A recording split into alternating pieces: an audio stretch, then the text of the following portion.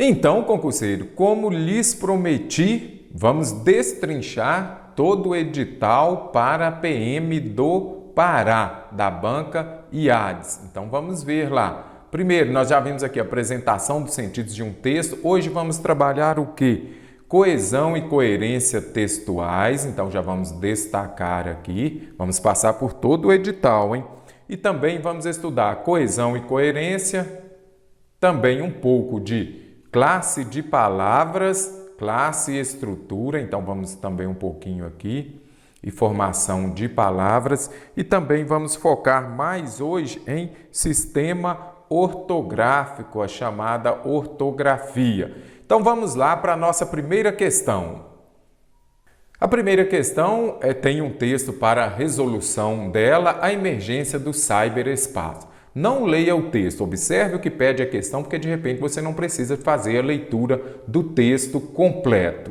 Então vamos ver. IADES 2019. Assinale a alternativa em que o referente semântico, então, a que se refere esta palavra destacada e aqui de maneira correta. É muito importante, vai fazer a sua prova. O dia da prova da PM do Pará, vá lá, circule, se pediu a questão correta ou incorreta. Então, o que nós temos que fazer? Voltar ao texto para ver. Este referente aqui, esta palavra, ela se refere a quê? Então, é muito importante aqui você compreender o que alguns editais, algumas bancas cobram. Anáfora e quais são os termos aqui anafóricos e também os catafóricos da catáfora. Isso daqui é muito importante. Quando se fala em anáfora, é aquilo que vai se referir a algo que já foi dito anteriormente, retoma o que já foi, vamos colocar aqui, ó, retoma aquilo que já foi falado. E se é catáfora, vai estar relacionado ao que virá depois. Então, muito simples, catáfora, depois anáfora, antes. E quais são aqui, ó, quando se tratam dos pronomes, quando se trata dos pronomes demonstrativos, aqueles que se referem aos termos, aqueles que são os termos anafóricos são quais? Esse, essa, isso. Então, quando usar é porque vai se referir a algum termo que já foi falado anteriormente. E quando você usar este, esta, isto, você já sabe, vai ser algo que virá. Muito simples, por exemplo, vai falar, só quero isto, a felicidade. Usei isto por quê? Porque o termo virá depois. Aí vamos inverter agora. Felicidade, só quero isso. Por que eu usei isso? Por que é um termo anafórico? Porque está se referindo a algo que já foi dito antes. No caso, felicidade. Então vamos ver aqui, ó, lá no texto, aí precisamos voltar ao texto. Quando fala, essa tendência continua em nossos dias. Lá na linha 18, refere-se à automação de alguns setores, então está falando aqui, ó, essa tendência continua em nossos dias. Se você voltar ao texto e ler somente isso daqui, você não vai conseguir saber qual é essa tendência. Aí nós precisamos de voltar também ao texto aqui um pouquinho mais. Vamos começar daqui. A virada fundamental data talvez dos anos 70. O desenvolvimento e a comercialização do microprocessador disparam diversos processos econômicos e sociais. Eles, os processos econômicos e sociais, abriram a nova fase na automação da produção industrial. Robótica, linhas de produção flexíveis, máquinas industriais. Então, aqui está falando da nova fase da automação da produção industrial. Máquinas industriais com controles digitais. Quando se fala em automação comercial, é o quê? Os sistemas que são controlados de forma eletrônica. Você já ouviu falar em automação comercial? Vamos ver aqui, com controles digitais, etc. Presenciaram também o princípio da automação de alguns setores, como bancos e seguradoras. Essa tendência continua em nossos dias. Quando se fala essa tendência aqui a quê? Então, vamos observar. Essa tendência é a tendência de quê? Da automação. Então, aqui, quando se fala essa tendência, está relacionada a quê? A automação, que começou uma nova fase na automação da produção industrial, depois vieram para onde? setores como bancos e seguradores. Então, a tendência que continua em nossos dias até hoje é o quê? Relacionado à automação. Então, é muito importante você voltar ao texto, se preciso for, leia o texto todo, lembrando de equilibrar o seu tempo. Então, essa tendência continua em nossos dias é o quê? A automação de alguns setores. Olha aqui, começou primeiro na automação da produção industrial, agora já vem dos setores e outros setores, além de bancos e seguradoras também. Então, por isso que a alternativa A está correta. Se tiver dificuldade em encontrar, pode ser que esta questão você tenha mais dificuldade de compreender esse sentido ali deste termo aqui, que é um anafórico, porque está se referindo a algo que já foi dito anteriormente. Vá pelas outras alternativas, buscando aquelas que você tem certeza.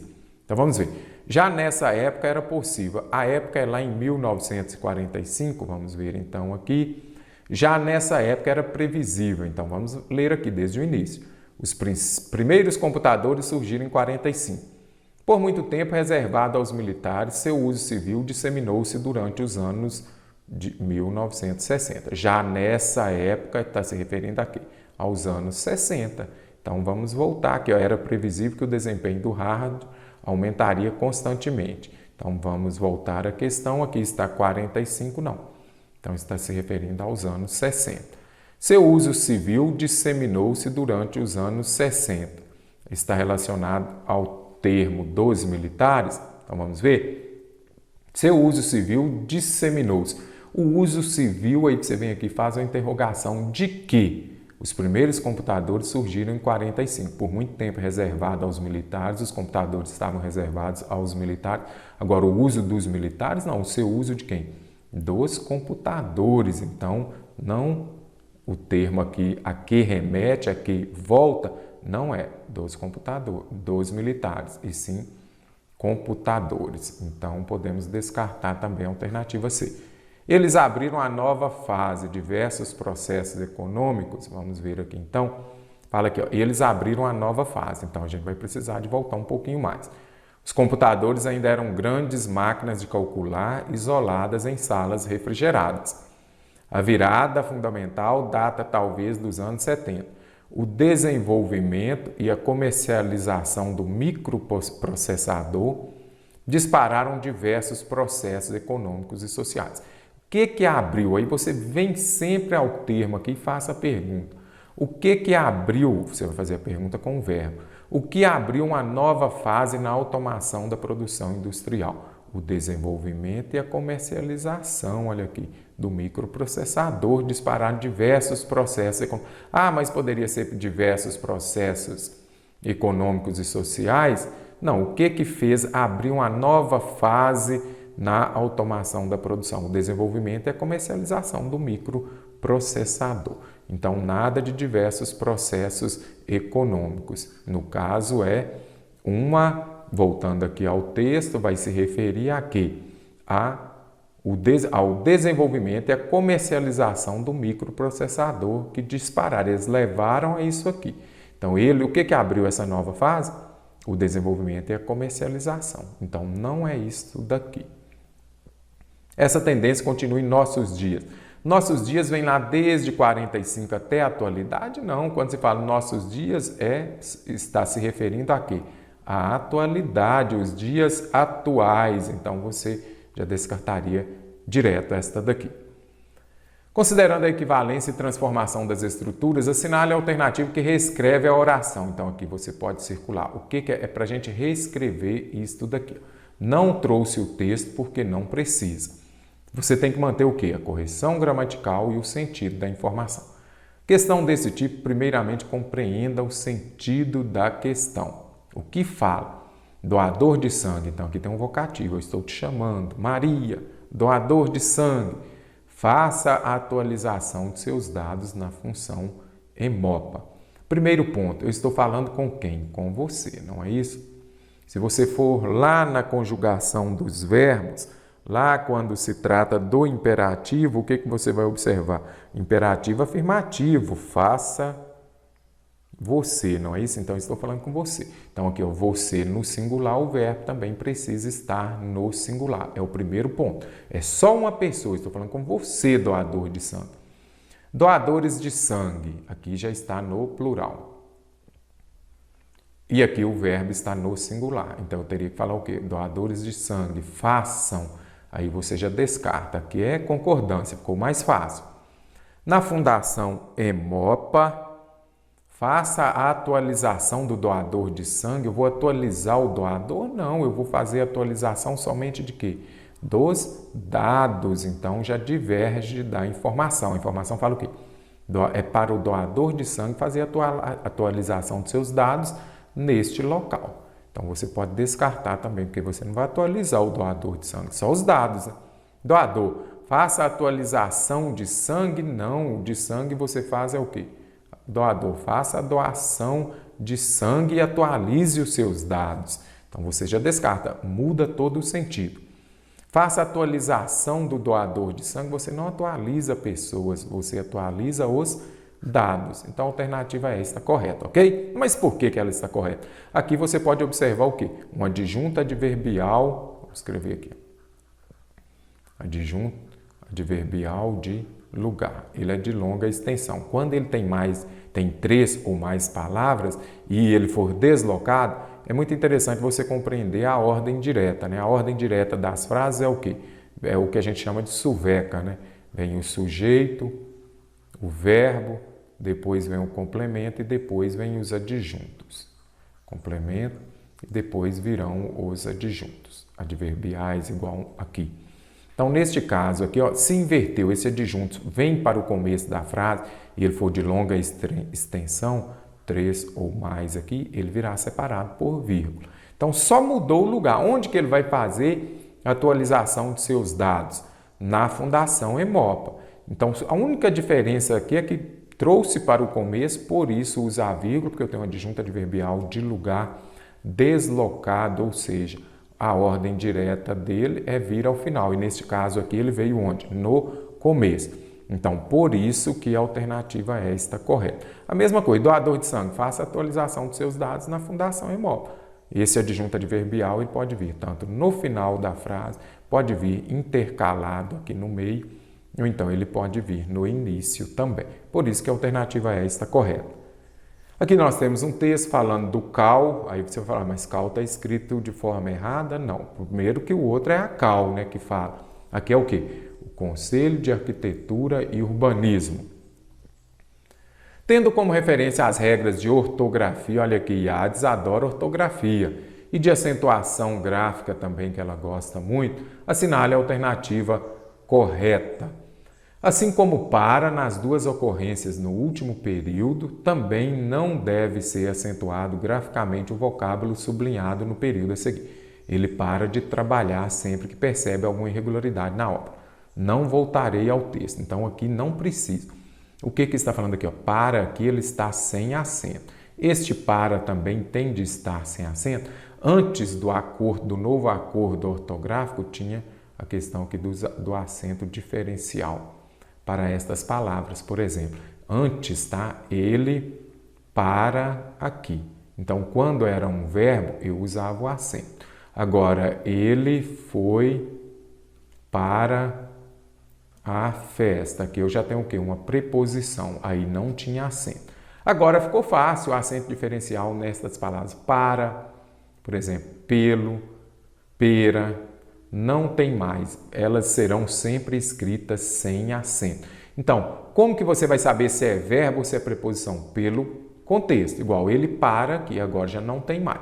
Então, já é o novo acordo ortográfico, já não mais tem o acento diferencial.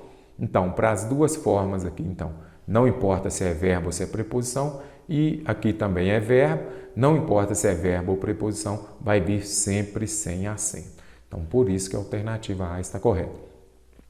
Acento diferencial nas palavras para, pelo, per, não tem mais. Agora, por que as outras estão erradas? Veremos. Diferentemente do que se observa na grafia do vocábulo dezembro, lá na linha 4, os nomes que designam os dias da semana devem ser grafados com inicial maiúsculo. Então, quando se fala dos meses, bem como dos dias da semana, são sempre com inicial minúscula, ok? É sempre assim, ó, janeiro, que estamos, né? E vamos falar, por exemplo, terça-feira, sempre com minúscula, a não ser que seja início de frase. Mas não escreve dias da semana e o nome dos meses sempre com minúscula, nada de maiúscula. Assim como país, também devem ser acentuadas graficamente os vocábulos raiz, raízes, juiz, juiz. Muito interessante essa alternativa e muito enriquecedora. Tem acentuação? Primeiro ponto, identifica se é uma palavra oxítona e você já vai se lembrar, não é isso? Oxítona, a sílaba tônica é a última, lembrando que você sempre começa a contar da direita para a esquerda. Paroxítona, a sílaba tônica é qual? A penúltima, não é isso? E proparoxítona, a sílaba tônica é a antepenúltima. Então, compreenda isso aqui. Tem acentuação? Primeiro ponto, você vai identificar o quê? Vai fazer a separação em sílabas. Vamos separar país. Então, país, ok? Então, vamos compreender. País tem acento. Aqui lá não está perguntando se tem. Fala que, assim como o país, estas outras palavras devem ser acentuadas. Vamos compreender. Aqui nós temos o quê? Um hiato. Hiato, se você está desatualizado, hiato nada mais é o quê? Duas vogais em sílabas diferentes. Hiato, você vai acentuar este I aqui somente quando ele estiver sozinho naquela sílaba, somente se estiver seguido de S. Então, é muito interessante. Sempre dou esses exemplos também. Ó. Sa, I, da. Sa, U, D. Então, a regra é o quê? Acentuam-se os I e U quando formarem hiatos, eles estiverem sozinhos em uma sílaba, eles são acentuados. Então, saída tem acento, saúde tem acento. Agora, o que ocorre aqui? Ó? Neste caso aqui, por que país tem acento? Porque o I ele está seguido de S. Se esse I vier seguido de Z, vamos separar aqui, ó, raiz. Ele está seguido de Z, ele não recebe acento. Ele só vai receber acento se ele estiver sozinho ou seguido de S. Então, raiz não tem acento. Aí já sabemos que posso descartar a alternativa C. Raízes tem? Vamos separar. Raízes. E agora, tem acento ou não tem? Tem, por quê? Aqui formou hiato, são duas vogais em sílabas diferentes, e ele ficou sozinho. Juiz, vamos lá, juiz. O I está seguido de Z, não tem acento. E juízes, vamos separar em sílabas, juízes. O I está sozinho, primeiramente, é um hiato, não é isso? Que são duas vogais em sílabas diferentes, e o I está sozinho. Então, a regra é bem simples. Este I, para ser acentuado, somente se ele estiver sozinho ou seguido de S, tá bom? Por exemplo, pode ser uma outra palavra, ruim. É hiato? Sim, vogal, vogal em sílabas diferentes. Esse I, ele está acompanhado de M, então não vai acento. Ruim é sem acento. Caso o autor optasse por acrescentar o prefixo super ao vocábulo conquista, a forma correta seria superconquista, que é muito fácil. Apareceu aqui o prefixo, que é aquilo que vem antes, apareceu o prefixo super, aí basta você se lembrar de quê? De super, eu escrevo assim? Supermercado?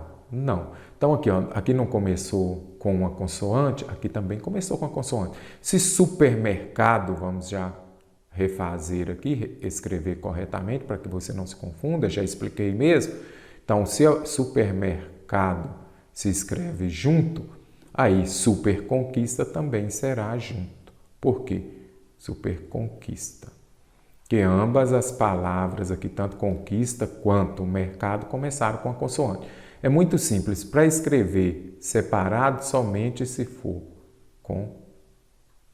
Olha aqui, ó, o caso que você já conhece há muito tempo de que? Do super-homem. Então, complementando aqui, você vai usar o hífen somente se for com o H, a palavra da frente começar com H ou com R, por exemplo, super real. Olhem aqui. Então, a palavra da frente começou com H ou R, você vai usar o hífen. Não começou com H ou R, você já sabe, não usa o hífen, então também está errado. No lugar da construção com A na linha 4, poderíamos usar a expressão através da... Olha aqui, através com Z não existe, é através com S. Acentuamos as oxítonas terminadas em A, E, O, seguidas ou não de S. Então, você já pode descartar, ok? Não existe através com Z. Aqui temos o texto para a próxima questão, acerca dos aspectos semânticos e gramaticais do texto, assinale a alternativa correta. Se preciso for, volte ao texto.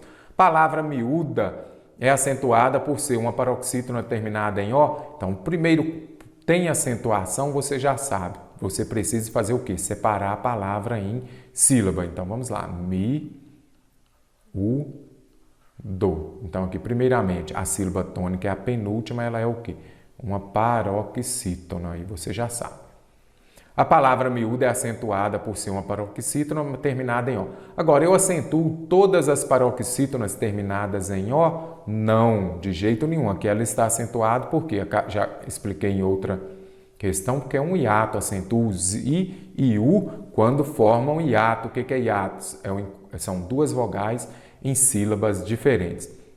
Então, o motivo da acentuação é esse. Você sabe, eu não acentuo as paroxítonas terminadas em O, por exemplo. As paroxítonas, sapato, não tem acento. Eu acentuo as paroxítonas terminadas em quê? Em I e U, bônus e táxi. O emprego do sinal indicativo de crase na linha 22 é facultativo. Vamos ver? Olha aqui. Embora a evolução dos tempos tenha levado. Olha aqui, fique atento. Esta locução verbal, quem leva, leva a alguma coisa. Então, vai pedir a preposição a, mais o a, que é o artigo definido antes de substituição. Aquela velha dica funciona muito bem. Vamos substituir a feminina por uma masculina. Eu sempre utilizo ato. Tem levado ao ato. Então, deu ao antes de uma masculina, vai ter crase antes de uma palavra feminina. E compreendeu por quê? Porque aqui esta locução verbal exige a preposição a mais o artigo definido. Então, vamos dizer, o emprego do sinal indicativo é facultativo? Não, ele é obrigatório. As origens das palavras salário e pecúnia estão associadas a regimes de trocas? Então, vamos ver lá. Aqui está falando o quê? Surgiram as trocas. Esse sistema de troca, o regime de troca, que durou por vários séculos, deu origem ao surgimento de vocábulos como salário, que é o quê? O pagamento feito por meio de certa quantidade de sal, e pecúnia, que vem lá do latim pecus, que significa rebanho, gado, ou peculium, relativo ao gado miúdo, que era ovelha ou cabrito.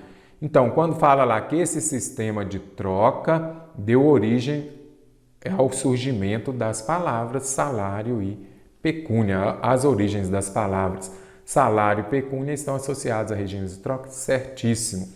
Os acentos gráficos em história, ok, está correto. Século e salário, ambas, as três aqui, estão acentuadas de maneira correta. Agora, justificam-se pela mesma regra gramatical?